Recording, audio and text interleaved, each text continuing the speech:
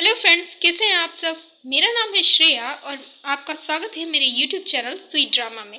अगर आपको मेरी एक्सप्लेनेशन ज़रा भी अच्छा लगे तो वीडियो को लाइक करें, शेयर करें और चैनल को सब्सक्राइब करना बिल्कुल भी ना भूलें। एपिसोड 12 की स्टार्टिंग में हमें एक लेडी को दिखाया जाता है जो कि जानबूझकर जिंगसू पर पानी फेंक देती है और कहती है कि आई एम सॉरी, पानी का ना आंखें नहीं थी इसलिए वो देख नहीं पाए। तो हमारी जिंगसू भी उस पर पानी फेंक देती है और कहती है कि मेरे पानी की भी आंखें नहीं है और वो भी नहीं दे पाए।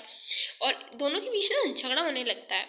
फिर दूसरी लड़की उस लेडी को लेकर जाती है कि प्लीज़ फाइट मत करो, चलो मेरे साथ। जिस पर वो लेडी ना जाते जाते भी उसे धमकी दे जाती है जिंगसू को। दूसरी तरफ जॉ जैंग बैठकर एक ब्रेसलेट को देख रहा होता है और उसे पास्ट का सीन याद आता है कि कैसे उसकी मॉम से उसने कहा था कि ये ब्रेसलेट सच में बहुत अच्छा है। जिस पर उसकी माँ ने कहा था कि तुम्हें भी ना इस ब्रेसलेट को काफ़ी केयर से रखना है।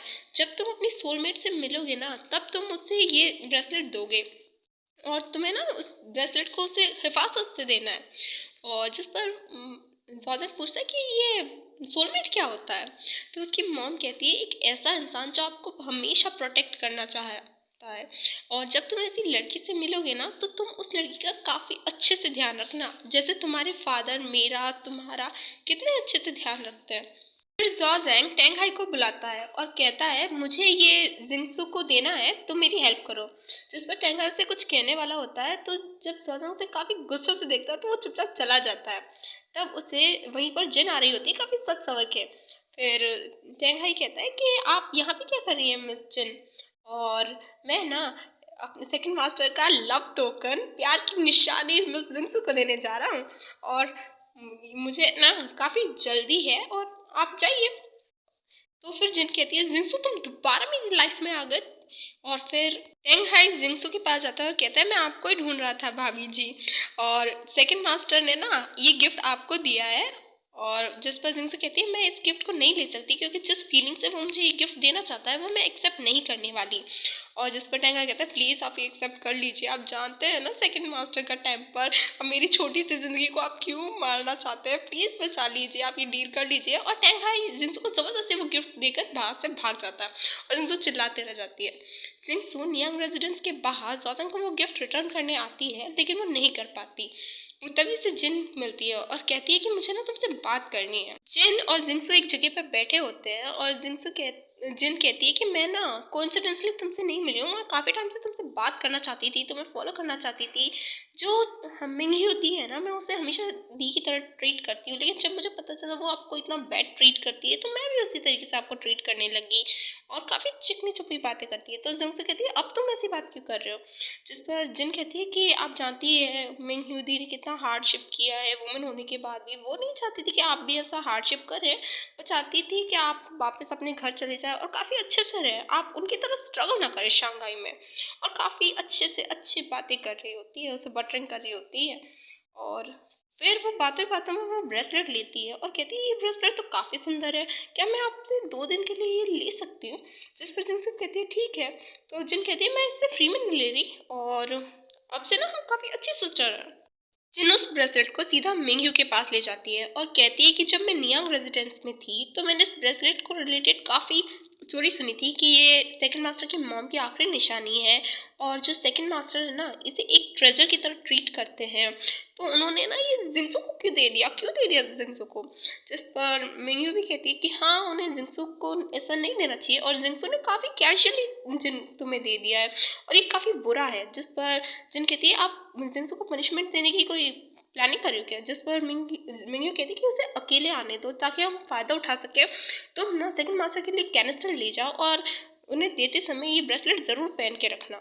जिन फिर सेकंड मास्टर से मिलने चली जाती है और टेंगाई कहता है कि मिस जिन आपसे मिलने आई है। तो जिस पर जिन कहती है कि मिंगयू ने ना आपके लिए कैनिस्टर भेजे हैं और ये कैनिस्टर आपके ट्रीटमेंट के लिए काफ़ी अच्छे हैं। जिस पर जॉर्जन कहता है कि टेंगाई इन ले लो और यहाँ से रफा दफा करो।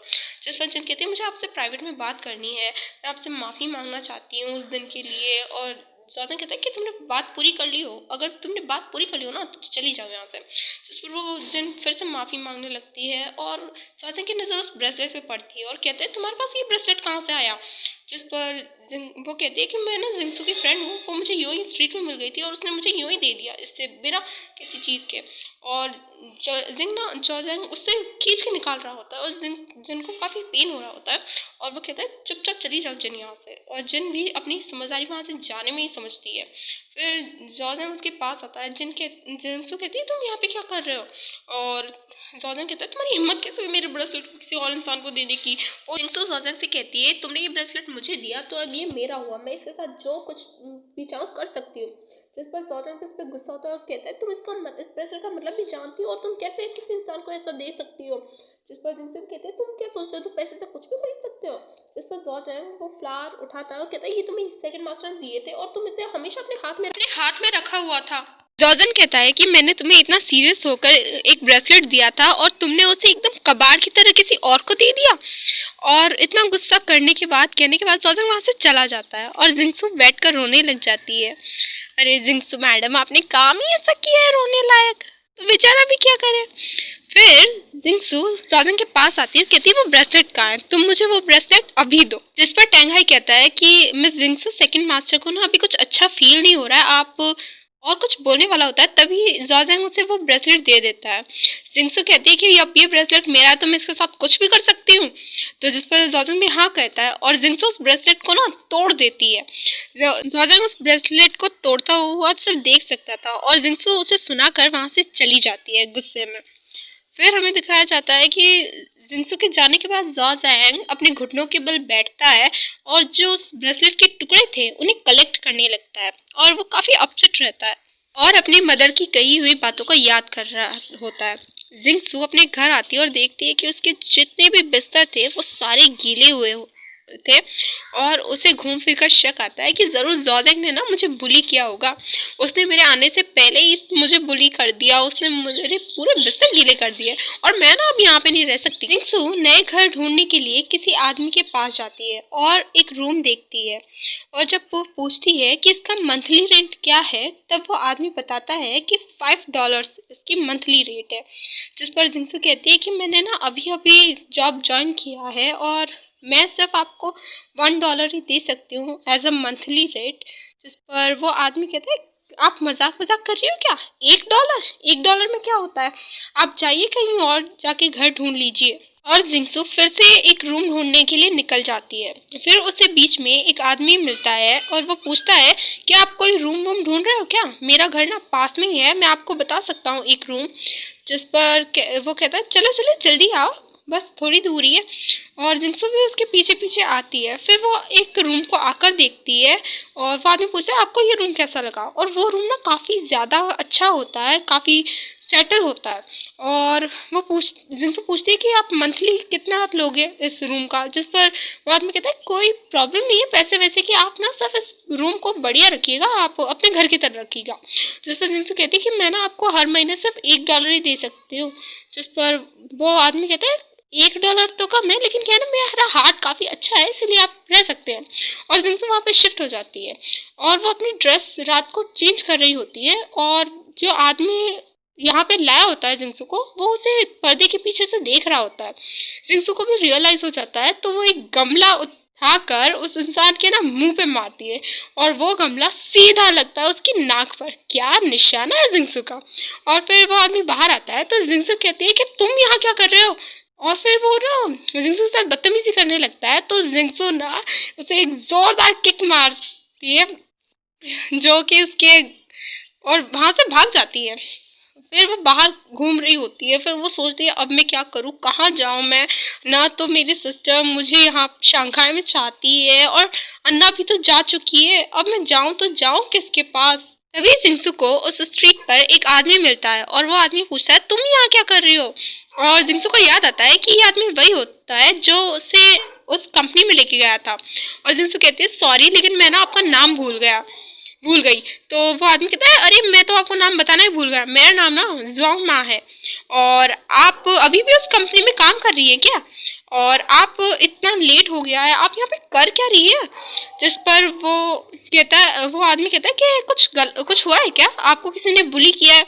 जिस पर जिंसू कहती है मेरा जो सवाल है ना वो थोड़ा अजीब है, लेकिन क्या आपका कोई फ्रेंड है जिसके घर पे मैं रुक सकती हूँ? एक्चुअली ना आज मेरे पास रहने के लिए कोई जगह नहीं है, मुझे ना सच में रहने के लिए एक प्लेस चाहिए। जिस पर ज्वामा कहता है कि आपके पास सच में एक प्लेस नहीं है।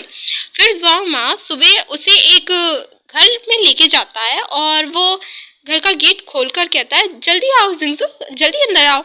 और जिंसू को वो एक चाबी देता है। जिस पर जिंसू कहती है ये वही घर है जिसके बारे में आपने मुझे बताया था, ये काफी बड़ा है। जिस पर ज्वामा कहता है कि तुम्हारा एक्सप्रेशन हमेशा सेम ही रहता है, जब मैं तुमसे पहली बार मिला तब भी और अब भी, तो मेरा सवाल मत पूछो, जल्दी अंदर चलो। और वो जिंसू को जबरदस्ती अंदर ले जाता है और जिंसू अपने पहले वाले घर पे आकर सामान पैक कर रही होती है। फिर हमें उस आदमी को दिखाया जाता है जो कहता है कि मुझे अगर पता होता कि ये जैसे वो जॉजन का नाम लेने वाला होता है, तो जॉम उसे घूर के देखता है और वो चुप कि यार अगर मैंने मुंह खोला ना तो पक्का मैं मरूंगा। फिर जिंसू ज्वामा के घर में शिफ्ट हो जाती है और वो सोचती है कि जैसे मुझे ना इन सबके लिए ज्वामा को थैंक यू बोलना चाहिए, उसी की वजह से मुझे ये घर मिल गया। और मैं जैसे ही पहली सैलरी मिलेगी ना मुझे, तो मैं सबसे पहले उसे ये पैसे रिटर्न कर दूंगी। और बाहर जोजांग बाहर ही होता है उस घर के, और वहीं पर ज्वामा आता है और कहता है मुझे ना सच में देखना है जब जिंसू को पता चलेगा कि तुमने ऑलरेडी ये घर उसके लिए खरीद लिया है। इस पर जोजांग कहता है कि जिंसू को कभी भी इन सब के बारे में पता नहीं चलना चाहिए। जिस पर ज्वामा कहता है कि हम पिछले 10 सालों से दोस्त हैं, लेकिन मैंने कभी भी तुम्हें किसी लड़की की इतनी मदद करते हुए नहीं देखा है। जब तुमने पहले तो उसके लिए जॉब ढूंढा, फिर उसके लिए रहने के लिए जगह भी ढूंढ दी, तुम ना एक ऐसे इंसान बन गए हो जो अच्छा काम तो करता है लेकिन उसका क्रेडिट नहीं लेना चाहता। तुम इस तरह तो नहीं थे और बिल्कुल भी ऐसे नहीं थे तुम।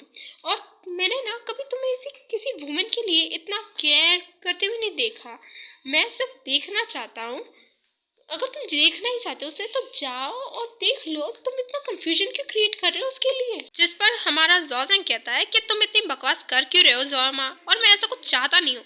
जिस पर ज्वामा कहता है कि कैसा, अगर तुम ऐसा कुछ नहीं चाहते हो तो कैसा रहे अगर मैं जाकर जिंसू को एक्सीडेंटली ये सब बता दूं कि तुम हमेशा से उसकी हेल्प करते आए हो सीक्रेटली मेरे थ्रू, और हर बार तुम मुझे इस चीज में फंसा देते हो। जिस पर जोजांग ज्वामा से कहता है कि तुम ये सब सोच क्या रहे हो, ये सब ना सोचना बंद करो, ये जो सब कुछ मैं कर रहा हूँ मैं अपने बिहाफ पे कर रहा हूँ, और है ना। जिस पर ज्वामा कहता है कि समझ गया, तुम ना संत बनने की तैयारी कर रहे हो, तो तुम ना फ्री में चैरिटी कर रहे हो बिना किसी को जाने। और ज्वामा परेशान होकर समझाकर वहां से चला जाता है।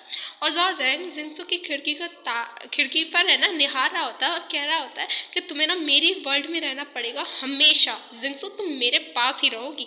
फिर हमें मिस्टर मैदा और मिंग यू को साथ में दिखाया जाता है, जिस पर मिस्टर मैदा कह रहे होते हैं कि टीचर का ट्रांसफर हो गया है और मैं यहाँ पर हूँ, और मैंने तुम्हारे बारे में काफ़ी रिसर्च की तुमसे मिलने से पहले। तुमने अपने पिछले टास्क काफ़ी अच्छे से कंप्लीट किए हैं, और जो मिस्टर जैंग है वो तुम पर एकदम ब्लाइंडली ट्रस्ट करते हैं, और जो यंग मास्टर है ना वो भी काफ़ी ट्रस्ट करते हैं तुम पर। जिस पर मिंगयू कहती है कि जो यंग मास्टर है ना वो प्रॉब्लम नहीं है, और अगर तुम्हें मुझसे कोई काम करवाना है तो तुम साफ साफ मुझे कह दो। जिस पर मिस्टर मैदा मिंगयू को एक नया टास्क देते हैं और कहते हैं कि तुम इस काम को करने के लिए अपनी बेस्ट एबिलिटी लगा देना। जिस पर मिंगयू कहती है कि मुझे लगता है आपने ना मेरी एबिलिटी को कुछ ज्यादा ही समझ लिया है। जो मिस्टर जैंग है वो मुझे एक पेट की तरह ट्रीट करता है, मेरी उनकी आंखों में मैं इससे ज्यादा नहीं हूँ, और अगर तुमने मुझे ये काम मुझ पर छोड़ दिया तो मुझे डर है कि मैं तुम्हें डिसअपॉइंट ना कर दूं। जिस पर मिस्टर मैदा कहते हैं कि अगर ऐसी बात है तो तुम्हें ना काफी मेहनत करनी पड़ेगी मिस्टर जैंग की वाइफ बनने में। जिस पर मिंगयू कहती है कि मुझे लगता है आपको ये काम मेरे अलावा किसी और को सौंप देना चाहिए, और मिंगयू वहां से जाने लगती है। तभी मिस्टर मैदा कहते हैं कि मैं ना ये अपॉर्चुनिटी तुम्हारे अलावा किसी और को नहीं दे सकता, तुम्हें ये काम करना पड़ेगा। फिर हमें उस कॉस्मेटिक कंपनी को दिखाया जाता है जिसमें मैनेजर गलती से जिंसू से टकरा जाती है और जिंसू पर ही बरसना शुरू कर देती है कि तुम सिर्फ एक पानी का कप भी नहीं संभाल सकती जिंसू। जिंगसू कहती भी है कि मुझे माफ कर दीजिए, गलती से मैंने किया है। और जिस पर मैनेजर कहती है कि तुम कितनी अनोइंग हो, जाओ यहाँ से। मैनेजर के जाने के बाद दो लड़कियां कहती है कि ये कोई अच्छा आइडिया नहीं ढूंढ पा रही है और इनोसेंट पर बरस रही है। जिस पर जिंगसू कहती है क्या हुआ है ऐसा जो तुम लोग ये सब कह रहे हो। फिर वो दोनों लड़कियां कहती है तुम्हें नहीं पता, हमें नए प्रोडक्ट के लिए एक नई आईडी की जरूरत है। मैनेजर भी सुन रही होती है और वो दोनों लड़कियां कहती है कि जो भी आइडिया मैनेजर ने दिया है सब रिजेक्ट हो चुका है, सब पुराना है और हमें ना किसी नए आइडिया की ज़रूरत है। और जो डायरेक्टर चाहती है कि कुछ नया आइडिया हो जो लोगों को पसंद आए। जिस पर जिंगसू कहती है नया आइडिया, नया आइडिया क्या होगा। फिर जिंगसू बातों ही बातों में कहती है क्यों ना हम एक काम करते हैं ना कि अब की बार हम फीमेल मॉडल के साथ साथ मेल मॉडल का भी यूज़ करें। जैसे फीमेल मॉडल मेल कस्टमर को अट्रैक्ट करती है, उसी तरह जो हमारे मेल मॉडल होंगे वो फीमेल कस्टमर को अट्रैक्ट करेंगे। और ऐसा करते हैं उन्हें पेयर की तरह यूज़ किया जा सकता है, जिससे हमारी जो मार्केटिंग है वो भी काफ़ी अच्छी बढ़ेगी। जो जिंगसू का ये आइडिया उन दोनों लड़कियों को भी काफ़ी पसंद आता है और इसी आइडिया को मैनेजर डायरेक्टर को भी चिपका देती है, जिसे सुनकर डायरेक्टर कहती है एक्सीलेंट, यही तो हमें चाहिए था।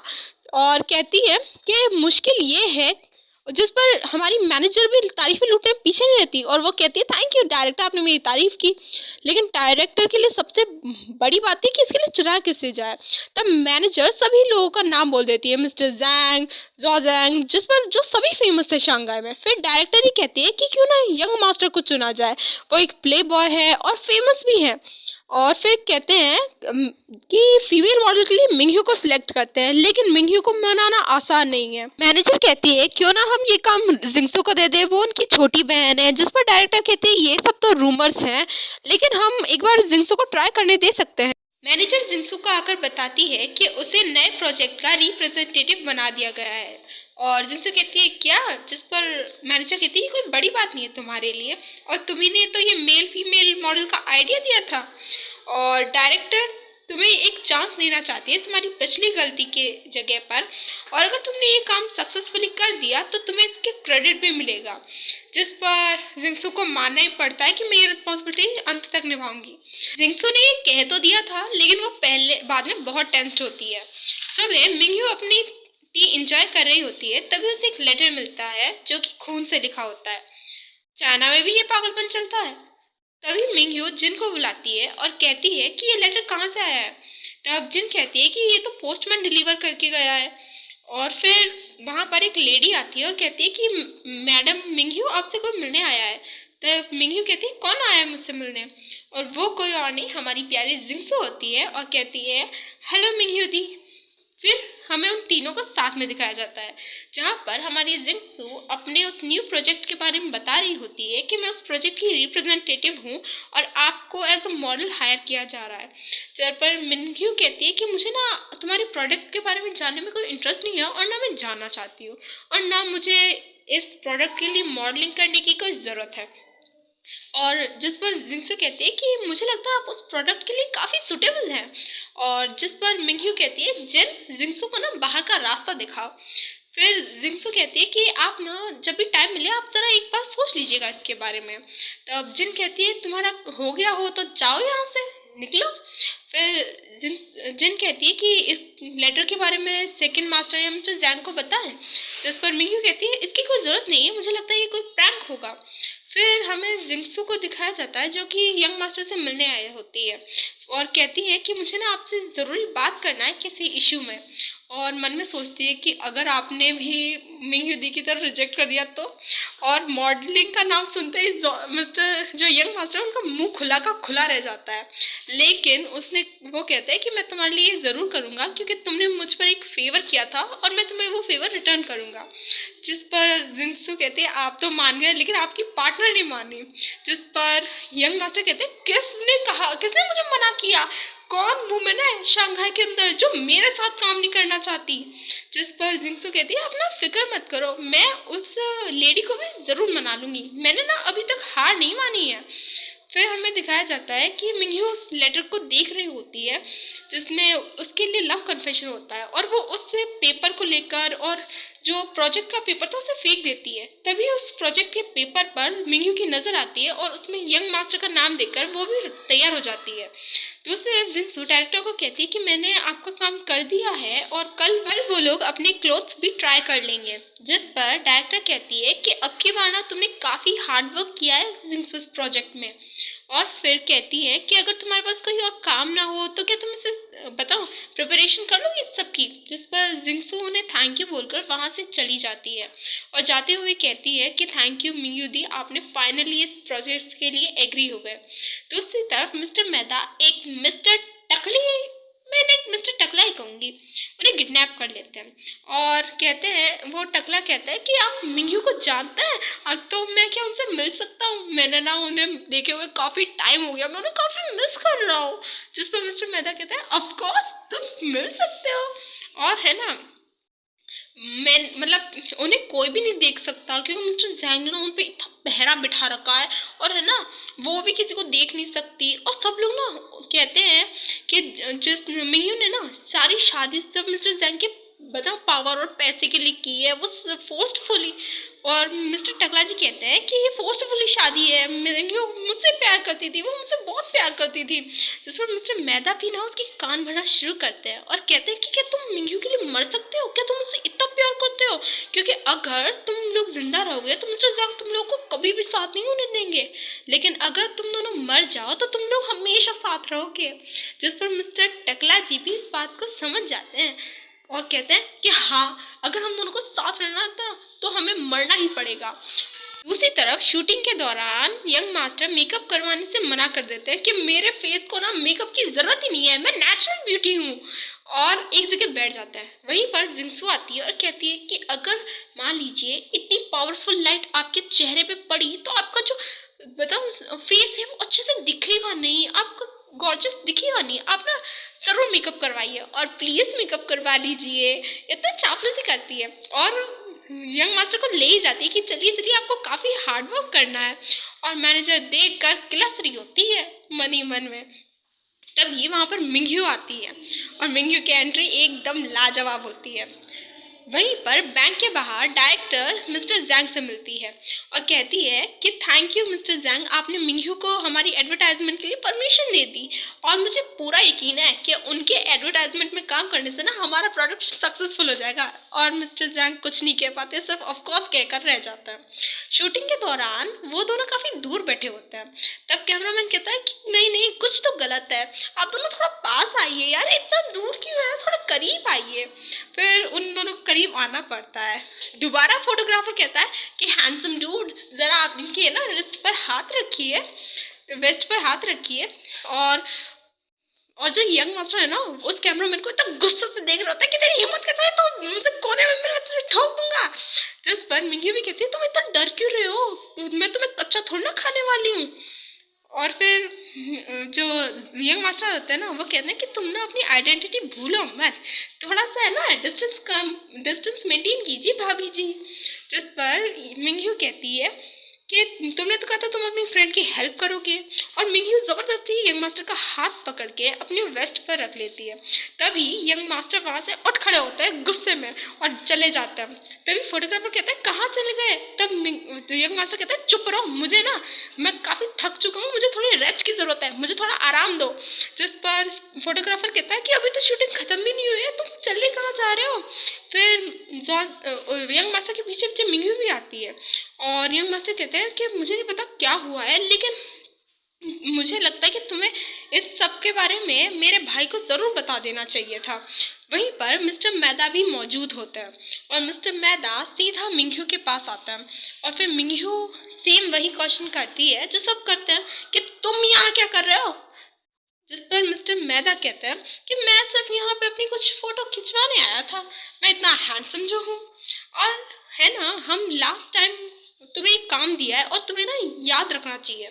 जिस पर मिंगयू कहती है कि है ना तुम ना मुझे फॉलो करना बंद कर दो, अगर किसी ने हम दोनों को साथ में देख लिया तो वो हम दोनों के लिए ही अच्छा नहीं होगा। तभी मिस्टर मेहता के पास एक आदमी आता है और कहता है कि आपने मीनू को तो प्लान के बारे में बताया ही नहीं। जिस पर मिस्टर मेहता कहते हैं कि मैं उसे बताना तो चाहता था, लेकिन वो ना हमारे साथ नहीं है, इसलिए उसे थोड़ा शॉक लगने दो, थोड़ा सफ़र होने दो। और फिर वो आदमी कहता है कि अगर मान लो कुछ डेंजर हुआ तो। जिस पर मिस्टर मेहता कहता है कि वो ना हमारे लिए इतनी इम्पोर्टेंट नहीं है। और हमारा एपिसोड 13 यहीं पर एंड होता है।